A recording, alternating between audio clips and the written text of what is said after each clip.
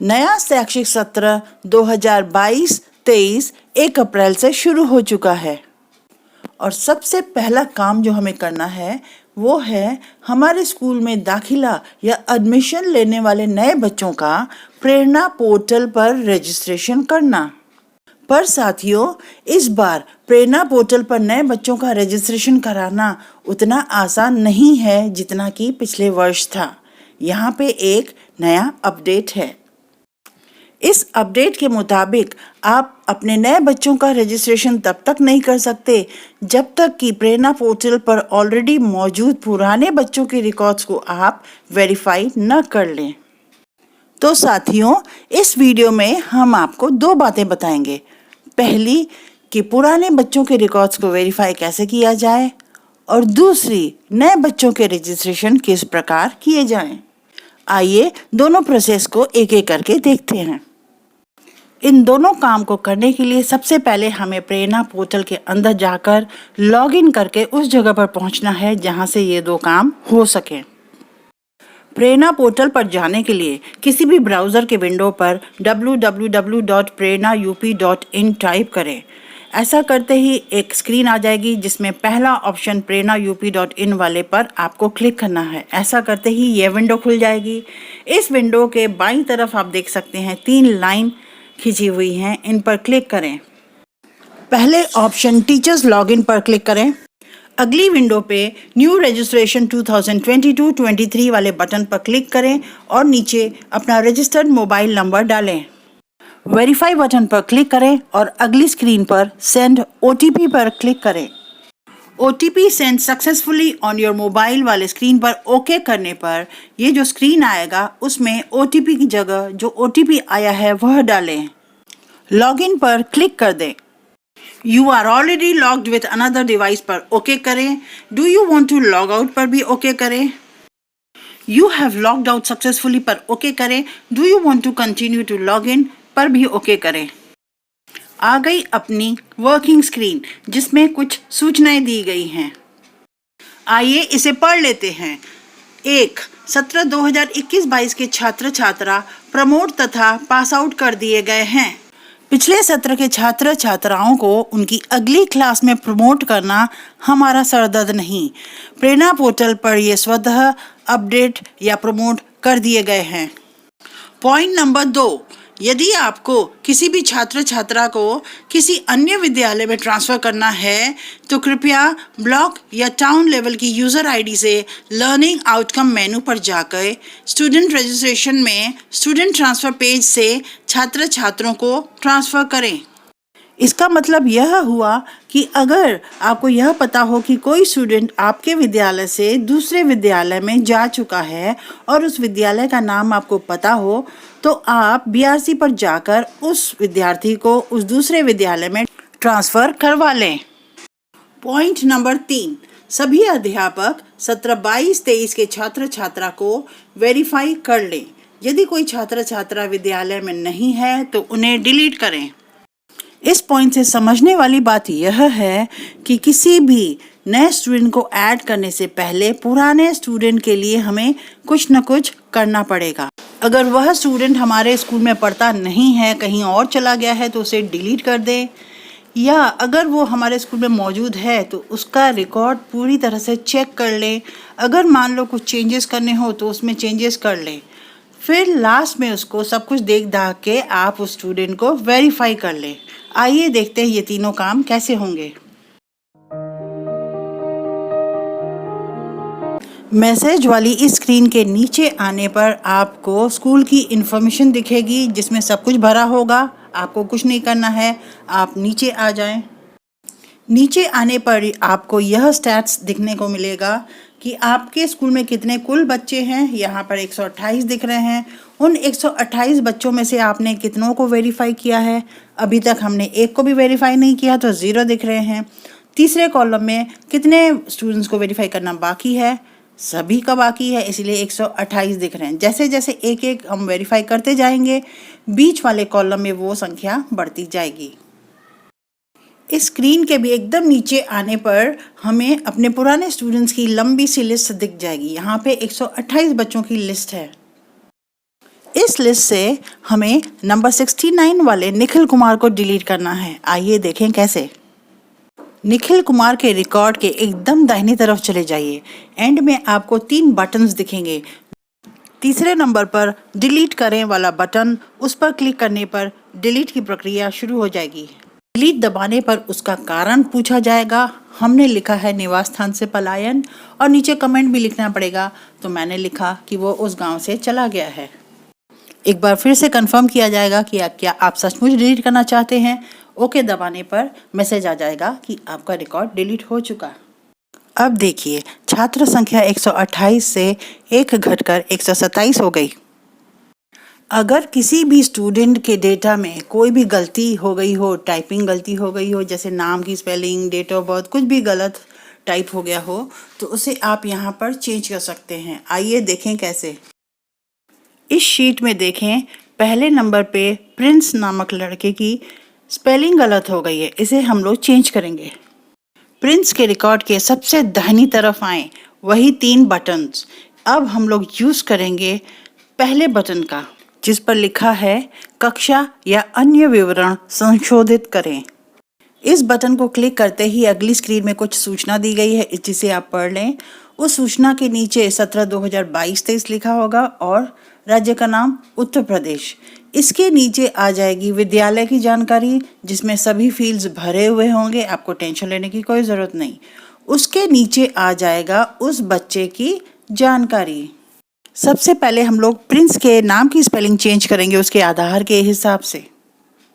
नाम पर क्लिक करते ही वहाँ पे कर्सर आ जाएगा। उस कर्सर को आगे पीछे करके आप स्पेलिंग सही लिख लें।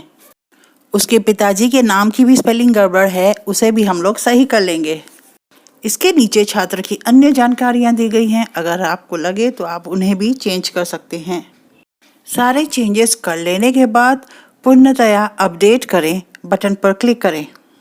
Student registration updated successfully, okay पर क्लिक करें। प्रिंस और उसके पापा की स्पेलिंग सही हो गई। अब जबकि प्रिंस का सारा रिकॉर्ड हमने सही कर लिया है, तो अब हम उसे वेरीफाई कर सकते हैं। वेरीफाई करने के लिए प्रिंस के रिकॉर्ड के सबसे दाहिनी तरफ चले जाएं। अब बारी है यूज़ करने की सेकंड बटन की, जिस पर लिखा हुआ है छात्र को वेरीफाई करें। उस बटन पर क्लिक करते ही एक बार आपसे फिर पूछा जाएगा, क्या छात्र छात्रा की जानकारी सही है? यदि हाँ तो ओके बटन पर क्लिक करें, अन्यथा कैंसिल पर क्लिक करें। आप ओके पर क्लिक कर दें। ऐसा करते ही वेरिफिकेशन का कंफर्मेशन मैसेज आ जाएगा। छात्र छात्रा का सफलतापूर्वक वेरीफाई किया जा चुका है। ओके पर क्लिक कर दें। एक स्टूडेंट वेरीफाई हो जाने पर यहाँ पे बीच वाले कॉलम में देखिए, नंबर ऑफ वेरीफाइड स्टूडेंट्स की संख्या 1 दिखा रहा है। शॉर्ट में हम यह कह सकते हैं कि पुराने स्टूडेंट्स के बारे में हमें ध्यान रखना चाहिए कि अगर वह स्कूल में नहीं पढ़ता है तो उसे डिलीट कर दें, और अगर पढ़ता है तो उसे वेरीफाई कर दें। और वेरीफाई करने से पहले वो उसकी डेटा पूरी चेक कर लें, सही है कि नहीं सही है तो उसे चेक कर लें और चेंज कर लें। अब हम आ जाते हैं वीडियो के उस इम्पोर्टेंट भाग में, या जहां हम लोग यह जानेंगे कि विद्यालय में प्रवेश लेने वाले उन नए बच्चों का प्रेरणा पोर्टल पर रजिस्ट्रेशन कैसे करें। उसी पेज के नीचे आ जाएं और क्लिक करें स्टूडेंट रजिस्ट्रेशन 2022-23 के बटन पर। जो पेज खुलकर सामने आएगा, उस पेज के सबसे ऊपर सत्र 2022-23 और राज्य उत्तर प्रदेश लिखा होगा। फिर आएगी विद्यालय की जानकारी। यह भी सारी इन्फॉर्मेशन यहाँ पे भरी हुई होगी, आपको टेंशन की कोई ज़रूरत नहीं है। आपको बस करना यह है कि वह कक्षा डालनी है जिसमें वह बच्चा प्रवेश लेना चाहता है। कक्षा संख्या डालते ही अगला पेज आ जाएगा, जिसमें हमें छात्र की जानकारी देनी होगी। उसका प्रवेशांक, उसकी प्रवेश तिथि, उसका नाम, उसका लिंग, बालक है कि बालिका, उसकी जन्म तिथि, उसका पता, सब कुछ आधार में जैसे दिया हुआ है वैसे ही लिखना होगा। फिर पिता का नाम, माता का नाम, पिता केयर ऑफ या सन ऑफ, यानी कि पिता के पिता का नाम, और अंत में अभिभावक का नाम जो दिया गया है, पिता का नाम, उसका छात्र के संग क्या संबंध है। इतनी जानकारी भर लेने के बाद उसी पेज के निचले हिस्से पे अन्य विवरण में आप उनके बच्चे का धर्म, राशन कार्ड का प्रकार, श्रेणी, क्या छात्र दिव्यांग है, वगैरह वगैरह अन्य इन्फॉर्मेशन भी भर दें। इसी पेज के ऊपर एक और क्वेश्चन दिया हुआ है जिसमें लिखा है छात्र का आधार बना है, हाँ या ना। तो दो ऑप्शन है, या तो आधार बना हुआ होगा छात्र का या तो नहीं बना हुआ होगा। पहले हम देखते हैं कि अगर आधार बना हुआ है तो क्या होगा। हम लोग टिक करेंगे हाँ पर। हाँ करते ही अगला पेज छात्र के आधार का वेरिफिकेशन पेज होगा, जिसमें छात्र की वही इंफॉर्मेशन भरी हुई होगी जो हम लोगों ने पिछले पेज में भरी थी। हमें सिर्फ आधार नंबर डालना है और याद रखें सिर्फ 3 चांसेस मिलेंगी आधार नंबर डालने की। मान लीजिए आपने पहली बार गलत लिख लिया तो आपको 3 चांसेस मिलेंगी सही आधार कार्ड नंबर भरने की। जब आपने सही आधार कार्ड नंबर भर लिया तो नीचे दिए गए प्रोसीड टू सेव या संरक्षित करें बटन पर क्लिक करें। अब हम दूसरा ऑप्शन देखेंगे कि अगर छात्र का आधार कार्ड नहीं बना है तो क्या करें। आधार नहीं बना है तो नहीं पर क्लिक करें। ऐसा करते ही अगला पेज खुल के सामने आएगा जिसमें बच्चे की इन्फॉर्मेशन वैसे ही भरी हुई होगी, सिर्फ एक बॉक्स खाली रहेगा जिसमें लिखा होगा आधार कार्ड न बनने का कारण। इसमें 2 कारण दिखाए गए हैं, या तो आधार कार्ड बना ही नहीं है या तो आधार कार्ड बनने की प्रक्रिया में है, यानी कि बच्चे ने अप्लाई किया हुआ है बनवाने के लिए, अभी तक उसे मिला नहीं। अगर बच्चे ने आधार कार्ड के लिए अप्लाई ही नहीं किया है तो हम लोग ऑप्शन चूज करेंगे कि आधार कार्ड नहीं बना है। ऐसा करते ही लाल रंग से एक मैसेज लिखकर आएगा कि छात्र छात्रा का आधार बनवाएं, तब आधार सत्यापित करें। आधार कार्ड बनवाने के लिए 15 दिनों की मोहलत दी जाती है और आशा की जाती है कि 15 दिनों के अंदर वो आधार कार्ड लेके आएगा, तब आप उस आधार कार्ड को सत्यापित करें। आधार कार्ड न बनने के कारणों में से अगर हम दूसरा ऑप्शन चूज करते हैं कि आधार कार्ड बनने की प्रक्रिया में है, तो ठीक बगल में एक और बॉक्स खुल के सामने आएगा जहां पे हमें एनरोलमेंट नंबर भरना होगा। जब आधार कार्ड के लिए अप्लाई करते हैं और जब तक आधार कार्ड नहीं मिल जाता तब तक एक हमें फॉर्म दिया जाता है जिसमें एनरोलमेंट नंबर लिखा रहता है, वही एनरोलमेंट नंबर हमें यहाँ भरना होगा। यानी कि अगर बच्चे का आधार कार्ड बन चुका है तो आप उसे तुरंत सत्यापित कर दें, और अगर आधार कार्ड नहीं बना है तो आपको 15 दिनों का इंतज़ार करना पड़ेगा। 15 दिनों के अंदर जैसे ही आधार कार्ड बनकर आ जाता है तो आप उसे तब ही सत्यापित कर सकते हैं, पहले नहीं।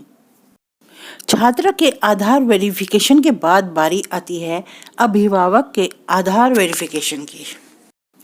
पिछले पेज के नीचे आते ही अभिभावक का आधार वेरिफिकेशन नामक इन्फॉर्मेशन दी है। इसमें सबसे पहले बॉक्स में लिखा है कि किसका आधार सत्यापित करना है, यानी कि अभिभावक के तौर पर आप किसे चूज करते हैं, माता को, पिता को या अन्य को। तो माता या पिता किसी एक को चूज करें, उनका नाम, उनका लिंग और उनका आधार नंबर डाल दें। यहाँ पर भी आपको आधार डालने के 3 ऑप्शंस मिलेंगे, सो सही से डालें। किसका आधार सत्यापित करना है वाले ऑप्शन में अगर माता या पिता को न चुनकर आप अन्य वाला ऑप्शन चूज करते हैं तो आपको बगल वाले बॉक्स में यह पूछा जाएगा कि आपने माता पिता को क्यों नहीं चुना। उसमें 2 ऑप्शन दिए रहते हैं, पहला कि उसके माता पिता जीवित ही नहीं हैं, या दूसरा कि माता पिता दोनों का आधार ही नहीं बना है। अगर आपने वह ऑप्शन चूज किया कि माता पिता दोनों का आधार नहीं बना है तो नीचे रेड रंग का मैसेज आ जाएगा कि कृपया माता पिता का आधार बनवाएं, तब सत्यापित करें। यानी कि पिछली बार की तरह इस बार भी आपको 15 दिन दिए जाएंगे जिस दौरान माता पिता को अपना आधार कार्ड बनवाकर सत्यापित कराना होगा। अभिभावक के तौर पर माता और पिता को न चुनकर अगर आपने अन्य का ऑप्शन चूज किया है और उसका कारण आपने यह दिया है कि माता पिता जीवित ही नहीं हैं, तो उसके लिए एक मैसेज दिया जाएगा जिसमें यह पूछा जाएगा क्या प्रधान या सभासद से उक्त आधार का प्रमाण पत्र विद्यालय में सुरक्षित रखा गया है, हाँ या ना में जवाब दें। ऐसा करते ही अगला पेज खुलकर सामने आ जाएगा जिसमें यह पूछा जाएगा कि अन्य की जगह आप किसको डालना चाहते हैं, चाचा, चाची या दादा, किसका नाम। तो उसको भरें, फिर उनका नाम भरें, उनका लिंक भरें और उनका आधार नंबर भी अच्छे से ध्यानपूर्वक भरें। सारे डिटेल्स अच्छे से भर लेने के बाद नीचे दिए गए ग्रीन बटन पर अभिभावक का आधार सत्यापित करें पर क्लिक करें और उसके बाद पूर्णतया सुरक्षित रखें, यानी कि सेव कर दें। ये सारी प्रक्रिया कर लेने के बाद बच्चे के आधार वेरिफिकेशन और अभिभावक के आधार वेरिफिकेशन हो जाने के बाद बच्चे का रजिस्ट्रेशन सक्सेसफुल हो जाएगा स्कूल में। दोस्तों, आशा करते हैं कि आपको नए बच्चों का प्रवेश या एडमिशन के समय रजिस्ट्रेशन कराने वाला प्रोसेस आपको अच्छी तरह से समझ में आ गया होगा। अगर ये वीडियो आपको पसंद आए तो कृपया लाइक, कमेंट और दोस्तों के संग शेयर करें और मेरे चैनल को अभी तक सब्सक्राइब नहीं किया तो चैनल को सब्सक्राइब करें। Thank you.